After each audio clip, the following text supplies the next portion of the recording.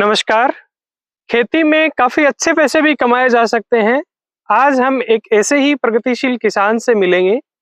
मेरे साथ हैं योगेंद्र जी, जो करेला की खेती करते हैं, काफ़ी बढ़िया मुनाफ़ा कमाते हैं। कई लोगों को भी इससे इनसे प्रेरणा मिलती है। इनको देख के कई लोग करेला की खेती करते हैं, ठीक पैसा कमाते हैं। पूरी गणित आज इस वीडियो में समझेंगे। इन्होंने ये ऊपर ट्रेलिश पे भी करेला कर रखा है, इधर नीचे इन्होंने नॉर्मल ग्राउंड पे करेला कर रखा है। और अभी ये न्यूली इस पे शिफ्ट हुए हैं, तो आज इनका पूरा एक्सपीरियंस जानते हैं, क्या कमाते हैं, कैसे करते हैं क्या। सर नमस्कार। नमस्कार। वो सब करेला की खेती कर रहे हैं, कितने साल से करेला की खेती कर रहे हैं? ये कर रहे हैं 7-8 साल से 10 साल से। 10 साल से कर रहे हैं। हाँ। तो इसकी यदि अपन लगाने का जाने तो कब लगाते हो आप इसको? इसको अक्टूबर में लगाते हैं। अक्टूबर में लगाते हो? हाँ। और अक्टूबर में मतलब शुरू में या थोड़ा बाद में सी? 15 अक्टूबर के लमसम। 15 अक्टूबर के आसपास। और मतलब कितनी दूरी पे लगाते हो? इसको लगाते हैं 1.5 फीट 2 फीट पे। 1.5 पौधे से पौधा? पौधे के। हाँ। और लाइन से लाइन? लाइन से लाइन 3 फीट। 3 फीट पे लगाते हो? हाँ। और जैसे अब की बार आपने ये सिस्टम किया ट्रेलिस वाला, तो इसमें इस लाइन से इस लाइन के बीच कितनी जगह है?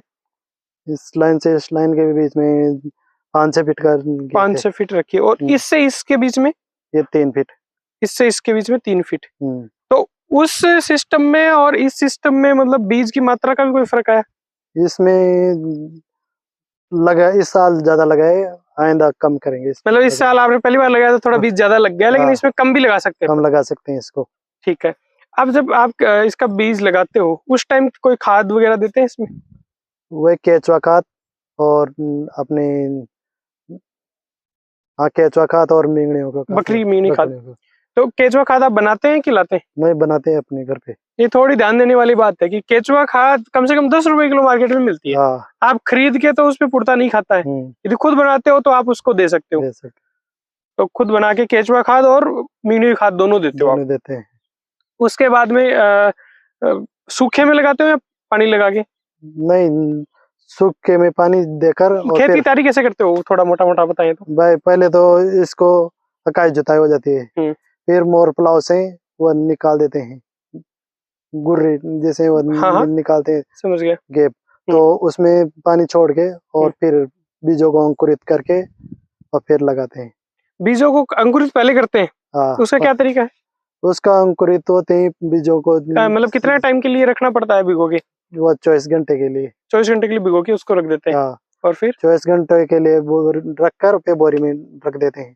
पहले तो 24 घंटे उसको पानी में भिगोते हैं। हाँ। फिर बारदान में रख देते हैं, बोरी के जूट की बोरी में। उसमें कितने टाइम के लिए रखते हैं? उसमें 1 दिन के लिए। 1 दिन के लिए उसमें रखते हैं। हाँ। और फिर वो हल्की सी घास छोड़ देता है? घास छोड़ देता है। तब इसको घास छोड़ने के बाद में उससे अपने गुड़ाली से गड्ढे करके और उसमें मेल के और उसमें फिर केचुआ खाद डाल देते हैं। उसके ऊपर केचुआ खाद डाल देते हो? ठीक है, ठीक है। और उसके बाद में कितने दिन बाद में दूसरा पानी लगता है? दूसरा पानी लगता है, अंकुरित ऊपर बाहर निकल जाए उसके बाद में। नहीं तो खराब होने की ज्यादा वो रहती है, जल्दी लगा दें तो। हाँ। ओके। क्योंकि सड़न का जड़गलन रोग आ जाएगा बस। अब इसमें जब मान लो आपका वो करेला निकल गया है तो उसके बाद में और क्या करते हो, मतलब क्या क्या उसमें ऑपरेशन करते हो? वही दवाई का स्प्रे वो चलता रहता है। स्प्रे किस चीज के लिए करते हैं खासकर स्प्रे? वो सफेद मच्छर, वो थ्रिप्स और व्हाइट फ्लाई ज्यादा आती है इसमें। थ्रिप्स मैन आता है, जिससे पत्ते भी कुकड़े हो जाते हैं। तो शुरू से बीमार रहेगा तो फिर लास्ट बिल्कुल, क्योंकि वो इसमें वायरस आता है और वो थ्रिप्स से फैलता है। यदि उसका टाइम पे कंट्रोल नहीं किया गया तो फिर उसमें दिक्कत आ जाती है, वो पूरे सीजन में परेशान करता है। और फंगीसाइड भी डाल देते हैं, फंगीसाइड भी साथ में डाल देते हो। और इसके बाद में ये करेला अक्टूबर में आपका लग गया, कब तक ये मान लो बाद में तो ठंड आ गई बढ़िया, उसमें तो ग्रोथ लेगा नहीं, कब ये फलाव पे आता है, फल पे कब आता है? जनवरी से ये फूटान चालू कर देता है और फरवरी में ये फूल आने लग जाते हैं, छोटे छोटे आने लग जाते हैं। ठीक है। और मार्च में चालू हो जाते हैं, 10-12 मार्च से में फल देने लग जाते हैं, तोड़ाई चालू हो जाती है। अच्छा, इसमें जो डीएपी और यूरिया आप देते हैं ये कब देते हैं? DAP यूरिया जनवरी में शुरू कर देते हैं। अच्छा, जनवरी में देते हैं, जब ये थोड़ा चाल पकड़ता है तब तब इसको देके गुड़ाई उड़ाई करते हैं क्या? गुड़ाई करते हैं। गुड़ाई करने के बाद में देते हैं पहले? भाई गुड़ाई तो जन जे चालू ही रहती है। अच्छा, थोड़ी क्योंकि ये अपने कचरा होगा तो रोग का रोग ज्यादा आएगा। हाँ। क्योंकि उस पे ये रस चूसने वाले कीड़े भी ज्यादा आएंगे, रो हाँ। रहेंगे, तो साफ रखते हो? साफ पूरी रखते हैं। खरपतवार से दवा करते नहीं होंगे? नहीं, हाथ से ही वो निकलता है? हाथ से निकला। ठीक है, ठीक है। मेन खर्चा किस चीज का इसमें? मेन खर्च मजदूरी का, जिसमें गुड़ाई वाला मेन खर्चा है। हाँ। तुड़ाई भी है। तुड़ाई भारी पड़ती है, गुड़ाई भारी पड़ती है? तुड़ाई भारी पड़ती है। क्योंकि मजदूरों की कॉस्ट ज्यादा रहती है उस टाइम पे, क्योंकि लहसुन भी आता है और बाकी रबी फसलें भी कटती हैं, साथ ही ये टूटता है। तो मजदूरों की रेट ज्यादा ही होती है, क्योंकि 250, 300, 350 तक चली जाती है। कौन सी वैरायटी लगाते हो आप इसमें? ये 106 नंबर है, सिजेंटा 106 नंबर। और उससे पहले कौन सी वैरायटियां लगाई हैं? उसके बाद में अंबर भी लगाई थी। उससे पहले अंबर लगाई? हाँ, विनीता लगाई थी। ओके। और VNRL की 4-5 वैरायटी, 7 वैरायटी, 10 वैरायटी भी लगाई थी पहले। अच्छा, वो अभी आप किस पे हो कि कौन सी कंपनी का लगा रहे हो फिलहाल, जिसमें मतलब आपको ठीक लग रहा है? सिजेंटा 106 नंबर ही बेस्ट है। और माल जहाँ बेचते हैं ना, वहाँ माल खराब नहीं होता है। ये जैसे कंगूरा है, तो ये कंगूरा टूटता नहीं है इसका। अच्छा, ये वाला ये टूटता नहीं? ये कंगूरा टूटता नहीं है। ये टूटता नहीं, कितने भी दूर भेजो इसको। और साइज शेप सब साइज शेप ठीक है आपके हिसाब से? ठीक है। तो यहाँ ज्यादातर रकबा किस वैरायटी का है? जैसे 106 नंबर का है, सिजेंटा 106 का ही है। ठीक है। और इसमें मतलब बीज क्या रेट आता है? बीज 10,000 रुपए किलो आया है। 10,000 रुपए किलो। और बीघा में क्या बीज, कितना बीज डाल देते हो? आधा किलो पर बीघा। आधा किलो पर बीघा लगाते हो। ये जो सिस्टम आप कर रहे थे नॉर्मल जमीन वाला, ज्यादातर काश्तकार ये करते हैं, आप इसके ऊपर शिफ्ट हुए हो, तो क्यों, क्या सोच के कि यार कैसे किया इसको? ये हर साल ही सोचते थे करेंगे। इस साल सोच लिया कि करना ही है। तो ये बांस आपने कितनी कितनी दूरी पे लगाए? ये 5 फीट पे। 5 फीट पे। और आगे वहाँ दूसरा बांस वो कहाँ, कितने फीट पे है? ये 10 फीट पे दूसरा बांस। अच्छा, 10 फीट पे है। हाँ। और ये आपने तार दिया इसके ऊपर, और ये आपने ये डोरी है, पोली हाउस वाली डोरी है। नॉर्मल अपन खीरा जमीन पे करते हैं, और सॉरी करेला, उसमें लगभग क्या उत्पादन आ जाता है बीघे का? उसमें 60 क्विंटल पर बीघा आ जाता है। 60 क्विंटल बीघा। और मतलब पूरे सीजन का भाव, एवरेज औसत भाव पकड़े तो क्या मानते हो? 20 रुपए किलो तो आ ही जाता है। 20 रुपए किलो। भाई 41 से चलता है तो लास्ट तक 10-20 भी आता है ना, तो 20 रुपए पकड़ लेता है। सारा एवरेज लगा देते हैं, 20 पे तो आ गया। शुरू में 40-45 स्टार्ट होता है, और लास्ट में 10 तक जाता है। एवरेज करें तो 20 रुपए। तो 60 क्विंटल मतलब लगभग 1.25 लाख रुपए का करेला एक बीघा में बैठता है। और खर्चा क्या मानते हैं अपन? खर्च हो जाता है इसमें मजदूरी सब कंप्लीट मिला के 60,000 रुपए। 60,000 रुपए पर बीघा निकल जाती है। तो भी 60,000 रुपए नेट रिटर्न बच रहा अपने। पूरा लेबर वेबर सब काट के सब खर्च हो गए। 60,000 रुपए जमीन का सब आ गए उसमें। 60,000 रुपए। अच्छा, इसमें जमीन का किराया भी जोड़ा है या नहीं? नहीं, जमीन का किराया नहीं। अच्छा, जो लोग करेला की खेती कुछ करते हैं, जैसे कार लोग करते हैं, तो वो मुनाफे पे जमीन लेते हैं, क्या रेट है मुनाफे पे? 25,000 रुपए पर बीघा की जमीन जो थे। सोयाबीन निकालने के बाद, सोयाबीन तो अगला निकालेगा, और एक ही रबी वाली फसल जो बोएगा, अक्टूबर से में करेला लगाएगा। रबी कब निकलेगा करेला फाइनल? मई तक। इसमें 25,000 रुपए किराया। तो वो आदमी 60,000 रुपए नेट रिटर्न बीघा का आ रहा, 25 उसके खर्चा आएगा, तो 30-35,000 रुपए उनके बीघा के। उसके ज्यादा आता है खर्च। हाँ, वो 35,000 रुपए बीघा का फिर भी बच रहा है 4 महीने में। ठीक है। इसमें सबसे मोटा खर्चा तो लेबर वाला ही आता है। अच्छा, कीड़े बीमारी की बात करें तो सब आपने बढ़िया जुगाड़ लगा रखे हैं। सबसे ज्यादा प्रॉब्लम इसमें किस चीज की आती है? ये फल मक्खी की, फ्रूट फ्लाई आती है। उसके लिए आपने ये लगा रखा है ट्रैप है, फेरोमोन ट्रैप। इसमें आगे कैद हो जाती है बीच में।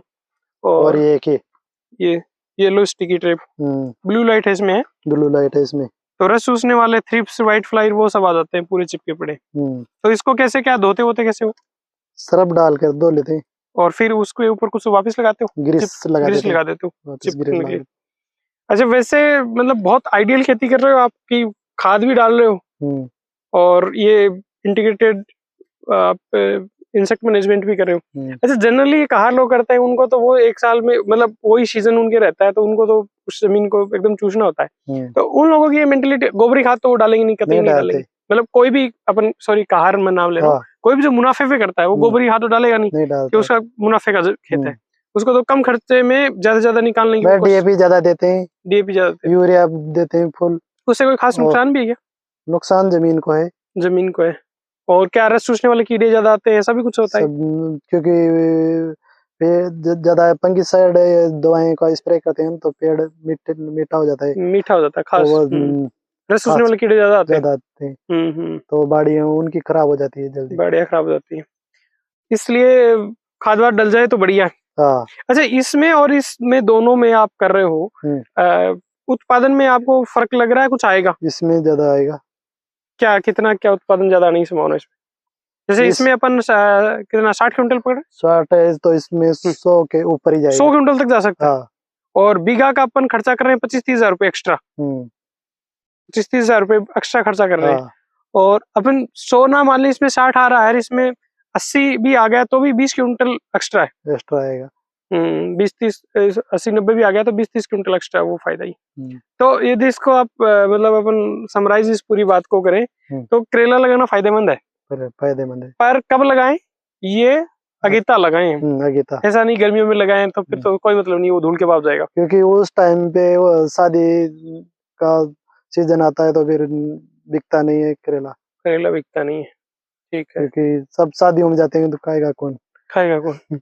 तो आप इसको बेचते कहाँ हैं? आप तो यही बेचते हैं, यही आ जाते हैं ले वाले। अच्छा, इसी को दे देते हैं, खेत से बेच देते हैं। खेत से। पिछले 10 साल से आप यहीं से बेच रहे हैं या आपने मंडी में भी? पहले मंडी में बेचते हैं। कहाँ की मंडी में बेचा है? अपने इंदौर मंडी और ग्वालियर, शिवपुरी और से गुना। अच्छा, दिल्ली गए? दिल्ली भी गए थे। अच्छा, आजादपुर वाली मंडी, आजादपुर में गए। तो उसमें जाने से कोई फायदा है वहाँ दिल्ली तक जाने में? हाँ, फायदा तो है पर रिस्क ज्यादा है, रिस्क ज्यादा है, क्योंकि गाड़ी वालों की एक्सीडेंट के ज्यादा ये रहता है। तो इसलिए आप यहीं से दे देते हो, 1-2 रुपए कमाए वो आए, उसमें आप संतुष्ट हैं, क्योंकि ठीक ही मिल रहा है, रिटर्न तो ठीक ही मिल रहा है, रिटर्न ठीक है। तो मतलब इसको मोटा मोटा समझे तो अक्टूबर में लगाओ, मई तक चलेगी फसल आपकी, बीघा का 50 से 60 हजार रुपए खर्चा है, 1.25 लाख रुपए के आसपास निकलेगा, तो बीघा के आपके करीब 60 हजार रुपए आराम से बचते हैं। और लेकिन इस सिस्टम में जाते हो तो आपका ये ही 60 के बजाय कम से कम 75-80 हजार रुपए बीघा का बचते हैं। नॉर्मल साल में कभी भाव का अच्छा तुक्का लग गया तो और बढ़िया रिटर्न रहने की उम्मीद है। एक इसका पल सीधा रहता है इस सिस्टम में। और फल की देखो साइज से, फल की साइज भी ठीक है, और ये फूलों की संख्या भी बढ़ रही है इसमें, फूल भी ज्यादा है और फसल भी लंबी चलेगी इसमें। अच्छा, इसमें ये भी है कि किसी भी फ्रूट में ये होता है कि वो यदि लटका हुआ है तो ग्रेविटेशन फोर्स की वजह से उसमें उसकी साइज क्वालिटी तो लटके हुए फ्रूट में हमेशा ज्यादा बनेगी। आगे के साल में आप थोड़ा इसमें इसकी संघनता कम भी कर सकते हैं, कम करेंगे, बीज भी कम डालेंगे, दूरी बढ़ाएंगे और ये तार भी थोड़ा मजबूत ले सकते हैं, मजबूत लेंगे, क्योंकि कईयों में टूट गया है। तो ये योगेंद्र जी से हमने करेला के बारे में जाना, इन्होंने बहुत ईमानदारी से इस पूरी बात को अपनी को बताया और ये अच्छा कर रहे हैं, आप भी कर सकते हैं, पर मेहनत वाला काम है, ये नहीं कि हमने पैसे लगा दिए ऐसे ही पैसे डबल बन रहे हैं 4 महीने में, 5 महीने में, ऐसा नहीं है, मेहनत वाला काम है, मेहनत करनी पड़ेगी। और खासकर ये लेबर इंटेंसिव फसल है, लेबर इसमें चाहिए, तो आपके आसपास यदि लेबर की फैसिलिटी नहीं है तो आप चिप जाओगे इसमें। हाँ, एक जमीन में जिसमें नमी हो ना, वो जमीन में नहीं होगा करेला। अच्छा, हाँ, ये खास बात है कि जहाँ ये देखिए, ये सोरसन का बड़ा बोलते हैं, ये जो एरिया है बारां जिले का, इसमें आप ये देख रहे हो कि ये बिल्कुल ब्लैक सॉइल नहीं है, ये लोमी सॉइल है। तो ये जैसे अपनी ब्लैक कॉटन सॉइल होती है वो मॉइस्चर को होल्ड करके रखती है और यदि आपने पानी लगा दिया तो 4-5 दिन आप घुस ही नहीं सकते। लेकिन इसमें यदि पानी लगा दिया आप 1-2 दिन बाद ही उस खेत में आप काम कर सकते हो। ये क्योंकि पटर को इसमें परकोलेशन अच्छा होता है, तो बहुत भारी जमीनों में आप करेला के ऊपर थोड़ा आपको परहेज करना चाहिए। उम्मीद करता हूँ ये जानकारी आपके लिए लाभप्रद होगी। नमस्कार, जय हिंद।